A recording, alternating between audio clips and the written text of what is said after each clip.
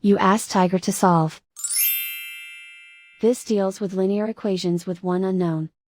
The final result is x equals -1. Let's solve it step by step. Group all x terms on the left side of the equation. Add 8x to both sides. Group like terms. Simplify the arithmetic.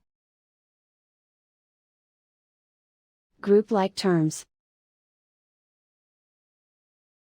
Simplify the arithmetic. Group all constants on the right side of the equation. Subtract 14 from both sides. Simplify the arithmetic.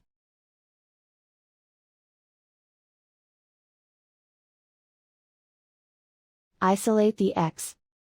Divide both sides by 2. Simplify the fraction.